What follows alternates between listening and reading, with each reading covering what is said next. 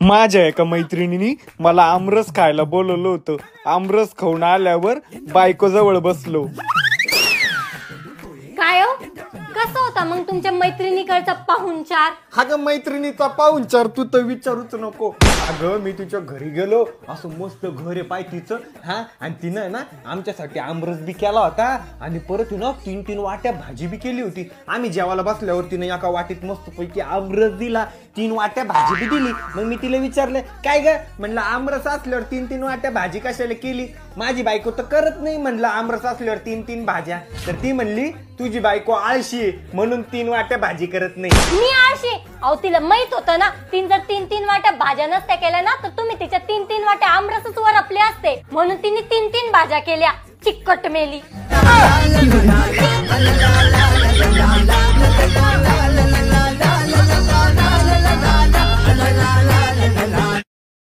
अरे बिंडोक नालायक माणसा, तुला अक्कल आहे की नाही? कधी देऊ राहिला माझे 50,000 रुपये? अरे किती खोटं बोलत हे. अहो कोण आहे नालायक माणूस? आणि तुम्हाला मी किती वेळा सांगितलंय ना कोणालाच उधार पैसे द्यायचे नाही. त्यातल्या त्यात 50,000 रुपये देऊन बसले तुम्ही. अरे हा ना, खरंच मला अक्कल नाहीये जे मी तुझ्या भावाला मागच्या महिन्यात 50,000 रुपये उधार दिले. माझ्या भावाला दिले का? मग देईन ना तू परत. हा दिल ना तुझा भाऊ परत. नेहमी त्याला मी फोन करतो ना तर नेहमी खोटं बोलतो. आता पण मी त्याला फोन केला होता ना तर आता पण माझ्यासोबत खोटं बोलला. काय खोटं बोलला माझा भाऊ? तुझा भाऊ म्हणला, मी त्याला म्हणलं ना की अरे माझे पैसे कधी देऊ राहिला 50,000 रुपये, तर म्हणे भाऊजी मी गाडी चालवतोय तुम्हाला नंतर फोन करतो. हा मग चालवत असेल ना तो गाडी, करेल तुम्हाला नंतर फोन तो. अगं हो, पण मी तुमच्या घरच्या लँडलाईन नंबरवर फोन केला होता. हा मग तो कधी कधी बाहेर जाताना लँडलाईन फोन सोबत घेऊन जातो. लँडलाईन फोन सोबत घेऊन जातो? तुझ्या बापाने नेला होता का लँडलाईन फोन सोबत?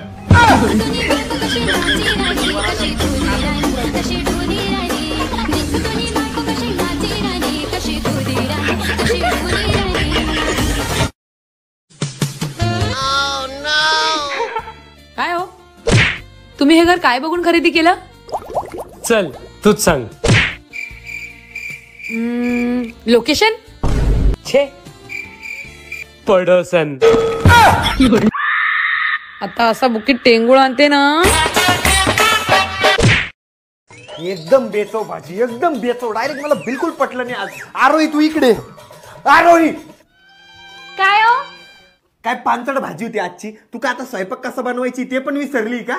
का हो, काय झालं? किती पांचट भाजी होती, मला बिलकुल आवडली नाही. तुम्हालाच नाही आवडत मी काय केलेलं? त्याच भाजीचा फोटो मी फेसबुकवर टाकला तर 200 लोकांनी लाईक केला आणि 50 लोकांनी कमेंट केल्या किती छान भाजी झाली म्हणून. आणि 20 लोकांनी त्यांच्या मित्रांसोबत शेअर केली. बाई तुम्हालाच कसं आवडत नाही हो? मी काय केलेलं? तुमचं नक्की कुठेतरी बाहेर लफडं हो.